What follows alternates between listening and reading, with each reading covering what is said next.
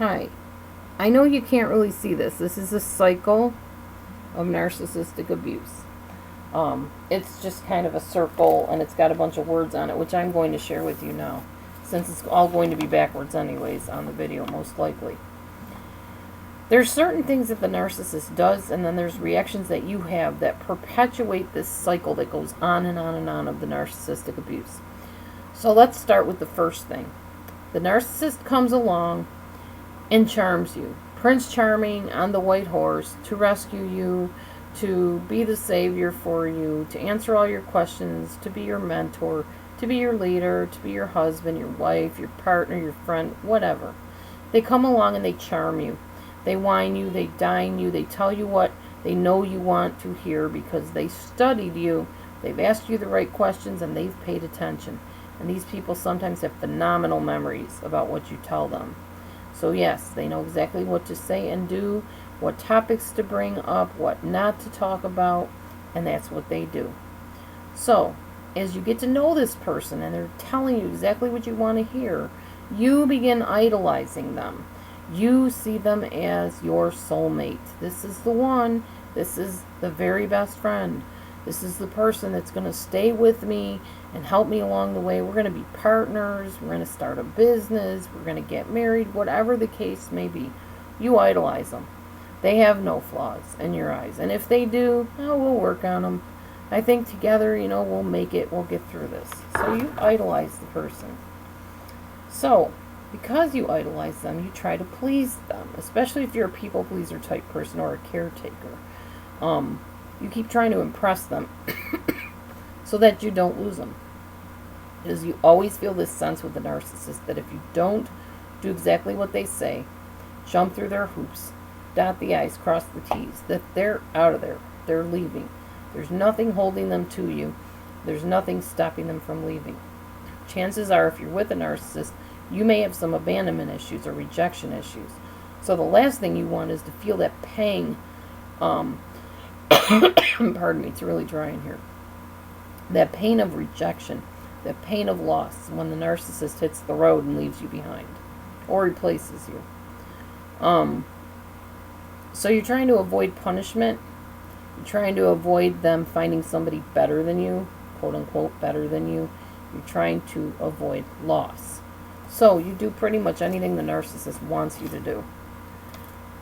Now, as we said earlier, the narcissist to the outside world looks stable, balanced. The only thing they're stressed about is they took this girl into their home, or they are dating this guy and something's really, really wrong, and every time they're around him it just stresses them out and drains them so bad. This girl in their home is just a freeloader. She doesn't do anything to help, even if she does. This is the kind of thing the narcissist is saying behind your back. I don't know why I ever took them in. It was a big mistake. I can't imagine how anybody could handle this.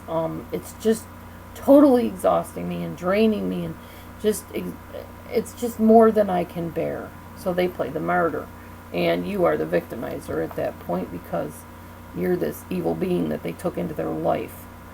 So the world pities the poor narcissist. Oh, wow, it's really hard on Sally how that guy she took in, that date she had or whatever, and he seems like he's so good to her, but she doesn't appreciate it. And I heard from her that, he just really takes advantage, and he doesn't do anything. He doesn't pull his weight around, in the house. He's just really ungrateful. And I can't blame Sally for feeling the way she does. Of course, she can only take so much. I wouldn't blame her if she kicked him to the curb. So the world pities the narcissist. Poor narcissist. Such a victim. And they see the victim as the one to blame at that point because the narcissist flipped it around that way. So, the victim, after having this narcissist repeatedly tell them what a terrible person they are, once the devaluing stage comes around, they start to believe it. Because they've only been with the narcissist after all. They've isolated them from every friend they had. They've told them that their family really doesn't care about them the way the narcissist does. So, stick with me. I'm your best friend. I would never betray you. I would never hurt you like your family and your friends do. You don't need them. So the victim trusts the narcissist, and the victim tries to please the narcissist. But when the narcissist is displeased, then the victim is scared that she's going to lose the only friend or being in her life that she has. So the victim starts beating herself up in her head. Well, maybe the narcissist is right. Well, I did say this the wrong way, and I did dress kind of funny the other day, and I don't always look that good in public, and I did kind of embarrass them, and I was being a little pushy. Before long, the victim blames themselves, and the outside world is singing the accolades of the narcissist for taking this poor victim into their home and putting up with everything they have. So the victim tries to improve themselves, because after all, there's some flaw in them that makes this narcissist so uncomfortable around them. The narcissist keeps abusing them.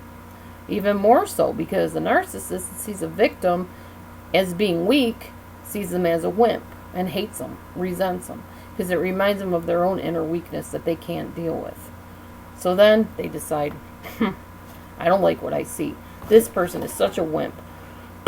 They can't get their crap together, and I got to find somebody that's more on my level. So they start looking for their next supply source, and guess what happens to the poor victim? They get replaced. They get devalued. They hear things like, I don't know why I ever took you into my home. I don't know what I saw in you. I don't know why I put up with this. I'm just exhausted. I'm a mess. Look at what you've done to me. And the victim feels like garbage. The victim's a mess at this point, and the narcissist moves on to the next supply source and rubs it in the victim's face a lot of times. Sadly, the victim does not always recover well from this. They often repeat the process over and over again, hoping to get it right with the next person, still feeling like garbage and feeling like they are terribly flawed, when really it could be the other person that is the one that is flawed. Now, they may even sometimes take the narcissist back, which is also a huge mistake, because they feel that they can't get anybody else. So, I just thought I'd share that narcissistic cycle with you so you'd understand a little bit more how it all happens. There is no easy answer. And I know a lot of people on my videos have said, why do you just talk about the behaviors? Why don't you give the answers? Probably because I don't have a whole lot of answers. There aren't answers other than stay away from these dangerous, toxic people. Get away from them if you can. If you can't, you need to be seeing a therapist. You need to be seeing a counselor. You need to be talking to a safe person about it. And you need to be doing things to help you love yourself. Because if you are stuck with one of these people, living with them, married to them, dating them, friends with them, working for them or with them, it's awful. It's a nightmare. And there is not an easy answer, because these people rarely ever change. I'm not saying they don't, but it's very, very rare. So, that's all I have on that topic. I just thought I would share some basic behaviors of the narcissist, so maybe you could look for these things in the people that you're around and kind of keep the guard up and maybe leave the situation if you can get out of it safely. So, on that note, you all have a wonderful Thanksgiving. I'm going to end it right here, and thank you all for being my faithful viewers.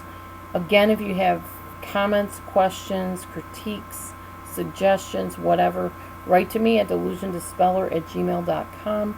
I do offer paid sessions. Again, write to me, DelusionDispeller@gmail.com. Can't wait to hear from all of you. Thank you for sticking with me throughout this year. We're approaching a new year very soon, and I'm pretty excited. Christmas is coming up, and hopefully I'll come up with some more material in the meantime. Who knows? Been working as a sample demonstrator at a couple different jobs, waiting to hear back about my studying for my license. So everything's looking good here. Hope you all are doing well. Treat each other well. Love each other. Be kind. Have a great night, day, whatever time it is there. I love making these videos. I love talking to you. I love hearing the success stories. Good for you. If you've left and you've gotten out, good for you, breaking free. If you're stuck there but you're working on your own issues, good for you too. Please don't be a victim. You don't have to be a victim. Work on your issues. Work on loving yourself and break free to be the beautiful creation you were created to be. God bless. Always eyes wide open, moving forward. This is Delusion Dispeller, and we'll see you soon. Bye-bye.